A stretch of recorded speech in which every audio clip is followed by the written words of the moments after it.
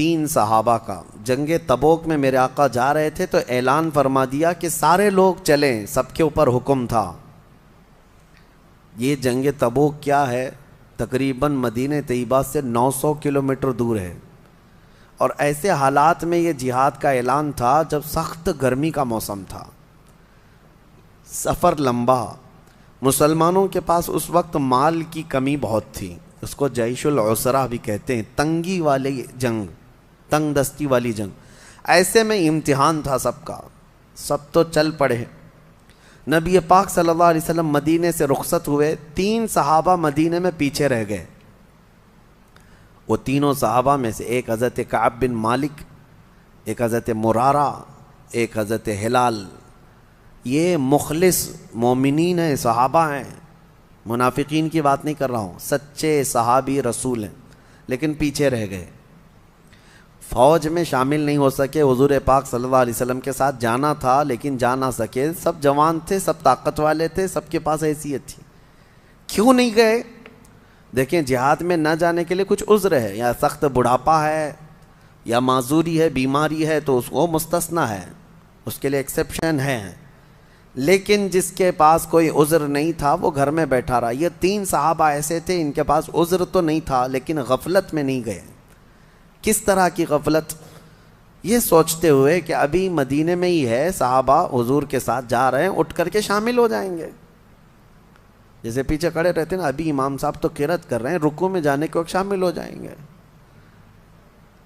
لیکن ہوا یہ کہ تھوڑی دیر کے بعد اور سستی آئی، اور سستی آئی، پھر مدینے سے بھی حضور نکل گئے، صحابہ بھی چلے گئے، یہ سوچتے رہ گئے کہ ابھی باہر ہی تو گئے ہیں، نکل کر کے شامل ہو جائیں گے، مدینے سے باہر کتنی دور ہے، دوڑ کر کے شامل ہو جائیں گے۔ پھر سو گئے اور قافلہ چل پڑا۔ یہ ہمارے ساتھ بھی ہو سکتا ہے اور ہوتا بھی ہے، اور ہم بہت ساری بڑی بڑی چیزیں کھو جاتے ہیں، نمازیں کھو جاتے ہیں، بہت ساری چیزیں ایسی غفلت کی وجہ سے ہوتی ہیں۔ بہرحال وہ صحابہ اکرام تھے، رہ گئے، اور نبی پاک صلی اللہ علیہ وسلم کا قافلہ اتنا دور چلا گیا کہ یہ دوڑ کے بھی نہیں پکڑ سکے، مدینے میں ہی رہ گئے۔ جنگ تبوک حضور صلی اللہ علیہ وسلم تشریف لے گئے۔ وہ اللہ کے نبی کی نظر ہے، ہر صحابی کو جانتے تھے۔ آج جو سلام بھیجتا ہے امتی، میرے آقا فرماتے ہیں، اس کو میں اس کے باپ کے نام سے پہچانتا ہوں۔ تو جو اس زمانے میں صحابہ تھے، کیا حضور ان کو نہیں جانتے تھے کہ کون حاضر ہے کون غائب ہے؟ جنگ میں حاضر ہونے کے بعد حضور نے پوچھا، کعب بن مالک کہاں ہے؟ مرارہ بن ربیع کہاں ہے؟ ہلال بن امیہ کہاں ہے؟ صحابہ نے کہا، یا رسول اللہ صلی اللہ علیہ وسلم، شروع سفر سے وہ ہمارے ساتھ شامل نہیں ہوئے، وہ آئے نہیں۔ کہا وجہ کوئی؟ کہا کسی کو خبر نہیں۔ خیر جنگ ہوئی، واپس تشریف لائے میرے آقا مدینہ طیبہ۔ لمبا سفر ہوتا تھا، 900 کلومیٹر معمولی نہیں ہے، اس وقت پیدل سفر ہوتے، گھوڑوں پر اور اونٹوں پر۔ جنگ کے بعد جب واپس تشریف لائے میرے آقا صلی اللہ علیہ وسلم مدینے میں، آتے ہی ان تینوں کو بلوایا۔ کہاں ہیں یہ تینوں؟ آپ لوگ دین کے کاموں کو ہلکے میں لیتے ہو، اور آپ کو لگتا ہے کہ ناموس رسالت کے لیے کھڑا ہونا یہ صرف کسی مولوی کا کام ہے، یا کسی مفتی کا کام ہے، کسی مبلغ کا کام ہے۔ یعنی ہر ایک پر ذمہ داری ہے۔ 3 نہ جاتے تو کیا فرق پڑتا؟ ہزاروں صحابہ تو چلے گئے تھے اور جنگ بھی فتح یاب، لیکن واپس آنے کے بعد میرے آقا صلی اللہ علیہ وسلم نے سرزنش فرمائی، بلوایا، تینوں آئے۔ یہ پوری حدیث بخاری شریف میں اس کی روایت کرنے والے خود حضرت کعب بن مالک ہیں جو پیچھے رہ گئے تھے، وہ خود ہی اس حدیث کے راوی ہیں، انہوں نے خود اپنا واقعہ بیان کیا ہے کہ کیسے کیسے کیا کیا ہوا تھا۔ پھر نبی پاک صلی اللہ علیہ وسلم جب بلائے تو تینوں صحابہ کہتے ہیں، تینوں حضور جب ہمیں طلب کیے تو سب سے پہلی چیز یہی پوچھنے والے تھے کہ کیوں نہیں آئے۔ وہ کہتے ہیں ہم نے سوچا کہ کچھ ہیلا کر لیتے، کچھ بہانہ کر لیتے کسی بیماری کا یا کسی عذر کا۔ پھر وہ کہتے ہیں اس سے کیا بہانہ کریں جو دلوں کے حالات کو بھی جانتا۔ سچ سچ کہہ دیا یا رسول اللہ صلی اللہ علیہ وسلم، غفلت کی وجہ سے نہیں آ سکے، سستی، ہم غفلت کی وجہ سے پیچھے رہ گئے۔ قرآن نے یہی اس میں بیان کیا ہے کہ منافقین پیچھے تو رہ جاتے ہیں لیکن جب پوچھا جائے تو ہیلے بہانے کرتے ہیں، سچ نہیں بولتے۔ لیکن مخلص مومنین کا حال یہ ہے، قرآن کہتا ہے ان سے غفلت ہوئی تو بارگاہ مصطفیٰ میں آ کر یہ نہیں کہتے کہ بیوی پکار رہی تھی، بچہ بیمار تھا، ہمیں تکلیف تھی، نہیں، آ کر سیدھے کہہ گئے کہ یا رسول اللہ غفلت ہو گئی ہم سے، کاہلی سے۔ دوسرے صحابی سے پوچھا، انہوں نے بھی کہا یا رسول اللہ سوچتا رہا شامل ہو جاؤں، نہیں شامل ہو سکا، یہ میری غفلت ہے، میری خطا ہے۔ تیسرے صحابی نے بھی یہی کہا کہ غفلت ہے۔ پتا تھا ان کو کہ سزا ہو سکتی ہے۔ یاد رکھو، سزا کے ڈر سے کبھی جھوٹ مت بولو، ایک جھوٹ کو چھپانے کے لیے کئی جھوٹ گڑنے پڑتے ہیں۔ پھر نبی پاک صلی اللہ تعالیٰ علیہ وسلم نے اعلان کیا فرمایا؟ دوسرے سارے صحابہ تھے مسجد نبوی میں، سب سے کہا اس وقت تک ان سے کوئی بات چیت، مصافحہ، سلام کلام نہیں کرے گا جب تک ان کے متعلق اللہ کا کوئی حکم نہیں آ جاتا۔ میں خود ان سے کوئی بات نہیں کروں گا۔ نبی پاک صلی اللہ علیہ وسلم نے فرمایا یہ بائیکاٹ، اس طرح کا بائیکاٹ کس بات پر تھا؟ سستی اور کاہلی کی وجہ سے نہ آنے پر۔ آج لوگ ہزاروں ہیلے بہانے تلاش کر رہے ہیں میرے مصطفیٰ کے نام پر کھڑے ہونے کے لیے، اور وہ بھی لولے لنگڑے بہانے ہیں۔ ایسی آج کسی کی نوبت نہیں آئی ہے کہ اس کی گردن پر تلوار رکھ دی گئی ہو کہ اگر حق بولے گا تو کاٹ دی جائے گی، نہیں ہے۔ اگر ایسا ہوتا تو آپ کا یہ کم ظرف آدمی اور کم علم آدمی اتنا نہیں چیخ رہا ہوتا، اتنا نہیں چلا رہا ہوتا۔ ہم جتنا بول رہے ہیں الحمدللہ ہم جانتے ہیں اللہ اور اس کے رسول کی رضا کے لیے بولتے ہیں۔ جب تک اللہ نے آزادی عطا کی ہے حق بات بولتے رہو، اور سب سے بہترین اور افضل جہاد یہی ہے، ظالم بادشاہ کے آگے حق کلمہ بیان کرنا۔ آج نہ جانے کتنے ہیلے بہانے ہیں، کتنے بہانے ہیں۔ مجھے پتا ہے 1-2 سال پہلے پتہ نہیں کیا کیا چیزیں پیش کر دی گئی تھی ہمارے خلاف۔ ہم نے صرف اتنا کہا تھا ناموس رسالت کے لیے ہر مسلمان کھڑا رہے گا، میرے آقا کی عزت کی بات ہے۔ تو کچھ لوگوں نے یہ بتایا کہ حالات ایسے بگڑے ہوئے ہیں، آپ پوری قوم کو آگ میں جھونک رہے ہیں، امت کو تکلیف میں ڈالنا یہ کہاں سے جائز ہے؟ میاں حق بات کے حصول کے لیے تکلیف میں جانا ہی پڑے گا۔ نبی پاک صلی اللہ تعالیٰ علیہ وسلم کو بھی کیا تم الزام لگاؤ گے کہ جب ان کے پاس کچھ مال تھا ہی نہیں، تلواریں نہیں تھی، ہتھیار نہیں تھے، 313 نہتے صحابہ کو لے کر بدر میں کیوں چلے گئے؟ کوئی سوال کرے گا؟ جان جوخم میں کیوں ڈال دیا؟ حق بات کے حصول کے لیے قربانیاں دینی پڑتی ہیں۔ تمہیں صرف اور صرف اپنے اسباب پر بھروسہ ہوتا ہے۔ نادانوں اٹھو، کھڑے ہو جاؤ۔ اللہ کے اعلان کا بھی کوئی مطلب سمجھتے ہو کہ نہیں؟ کہ اللہ نے قرآن میں فرمایا کان حقا علینا نصر المؤمنین، کھڑے ہو جاؤ، ایمان والوں کی مدد کرنا اللہ فرماتا ہے میرے اوپر لازم ہے، میں نے اپنی شان کے لیے لازم کر لیا ہے۔ اللہ تعالیٰ اپنے لیے فرما رہا ہے ہم نے لازم کر لیا ہے اپنے اوپر، ایمان والوں کی مدد کریں گے، اس پر کسی کا یقین نہیں۔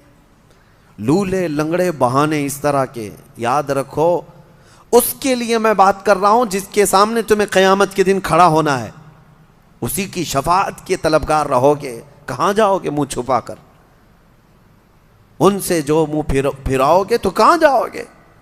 وہاں تو قیامت کے دن ہر نبی یہ کہے گا آج ہمارا نہیں ہے معاملہ، جاؤ محمد رسول اللہ کے پاس۔ ان کے لیے میں آج بات کر رہا ہوں جن کے سامنے تمہیں کھڑا ہونا ہے۔ مجھے پتا ہے ہماری یہ بات دور دور تک جائے گی اور پہنچے گی۔ ایک بات میں بتاؤں، جب حالات میرے مصطفیٰ کریم صلی اللہ علیہ وسلم کی عزت کے خلاف پھیل جائیں، اس وقت اگر کوئی عالم خاموش رہتا ہے تو فرمایا گیا وہ گونگا شیطان ہے، وہ گونگا شیطان ہے۔ اللہ تعالیٰ نے اسے منصب دیا۔ لوگ میرے عزیزو، ہمارے پاس اتنی طاقت ہے کہ ممبر ہے، زبان ہے اور تبلیغ کا میدان ہے، ہم بول تو سکتے ہیں، کسی کو سختی کے ساتھ اس کی گردن نہیں پکڑ سکتے تو بول تو سکتے ہیں۔ اویئرنس لانا اسی کا نام ہے، اور الحمدللہ ہم نے دیکھا ہے، میں یہ نہیں کہتا میری وجہ سے، لیکن چند اعلانات کی وجہ سے ہم نے لاکھوں نوجوانوں کو جذبے جوان ہوتے ہوئے دیکھا ہے۔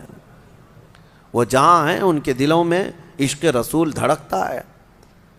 اسی لیے میں آج یہ کہتا ہوں، وہ 3 صحابہ کو دیکھو، جنگ تبوک میں نہیں گئے، حضور نے ان کا کلی طور پر بائیکاٹ کا اعلان کیا کہ ان سے نہ کوئی سلام کرے گا، نہ مصافحہ کرے گا، نہ کوئی بات چیت کرے گا۔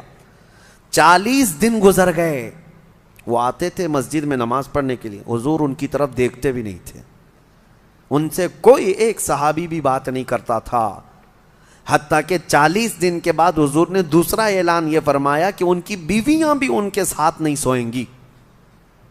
10 دن اور گزر گئے، 50 دن گزر گئے۔ حضرت کعب بن مالک کہتے ہیں میں اتنا رویا تھا کہ مجھے زندگی اس سے زیادہ خطرناک کبھی نظر ہی نہیں آئی تھی۔ نہ کسی جنگ میں ڈرا تھا، نہ کسی بھیانک حالتوں میں خوفناک طریقے سے ڈرا تھا، کہیں بھی نہیں، لیکن یہ جو بائیکاٹ تھا یہ جان نکالنے والا تھا۔ زمین تنگ ہو گئی تھی، ہماری بیویاں ہم سے نہیں بات کرتی تھیں، کیونکہ سب رسول اللہ کی صحبت یافتہ ہیں۔ ان کے لیے فرسٹ پرائیورٹی حضور اکرم صلی اللہ تعالیٰ علیہ وسلم کا حکم ہے۔ شوہر ہو اپنی جگہ پر، بھائی ہوگا اپنی جگہ پر، حضور کا حکم ہے نہیں بات کرنا ہے، سلام بھی نہیں۔ 50 دن گزر گئے، حضرت کعب کہتے ہیں رو رو کر کے میرے حلقے پڑ گئے تھے، اور اللہ کریم کی بارگاہ میں سچی توبہ کرتے رہے، مولا ہم نے دل میں کبھی تیرے نبی کو دھوکہ دینے کی کوشش نہیں کی، نہ ہی ہم نے کبھی اس طرح کی سوچا کہ حضور اکرم صلی اللہ علیہ وسلم سے پیچھے رہ جائیں گے، یہ ہماری سستی ہے، نفس کی کاہلی ہے، مولا تو معاف کر دے۔ ان صحابہ کے رونے پر مولا کریم رحمت والی آیت نازل فرمایا، اپنے حبیب صلی اللہ علیہ وسلم پر آیت نازل ہوئی، وَعَلَى الثَّلَاثَةِ الَّذِينَ خُلِّفُوا حَتَّى إِذَا ضَاقَتْ عَلَيْهِمُ الْأَرْضُ بِمَا رَحُبَتْ، اور وہ 3 لوگ جن پر زمین تنگ کر دی گئی تھی، اور ایسی تنگ ہو گئی تھی کہ ان کی سانس لینا ان کے لیے مشکل ہو گیا تھا۔ ثُمَّ تَابَ اللَّهُ عَلَيْهِمْ لِيَتُوبُوا، پھر جب وہ اللہ کی طرف لوٹ آئے تو اللہ بھی ان کی توبہ قبول کر لیا۔ ان اللہ هو التواب الرحیم، بے شک اللہ سب سے زیادہ توبہ قبول کرنے والا، رحم کرنے والا ہے۔ ان کی توبہ کا اعلان ہوا، حضور اکرم صلی اللہ علیہ وسلم نے فجر کی نماز پڑھائی، یہ آیت اسی وقت نازل ہوئی۔ حضور نے یہ آیت جیسی تلاوت کی، دوڑے دوڑے صحابہ گئے ان تینوں کو اعلان کرنے کے لیے۔ کعب بن مالک خوشخبری ہو، مرارہ بن ربی خوشخبری ہو، ہلال خوشخبری ہو، کہا کیا ہے؟ آیتیں اتر گئی ان کو۔ وہ کہتے ہیں ان کی کیفیت، حضرت کعب بن مالک کو کہتے ہیں میں جس حالت میں تھا سر پٹ دوڑتا ہوا مسجد میں آیا، دوڑتا ہوا مسجد نبوی میں آیا، اور پہلی مرتبہ میں نے حضور کو میری طرف دیکھ کر مسکراتے ہوئے دیکھا۔ اور حضرت کعب بن مالک کہتے ہیں میرے لیے زندگی میں اس سے بڑی عید کبھی آئی نہیں، اس سے بڑی خوشی کبھی آئی نہیں۔ جتنی خوشیاں زندگی میں آئی تھی سب ایک طرف، لیکن جس دن ہماری توبہ کی قبولیت کی آیت اتری اور میرے نبی کو مسکراتے دیکھا، صحابہ کہتے ہیں اس سے بڑی خوشی میری زندگی میں کبھی نہیں آئی۔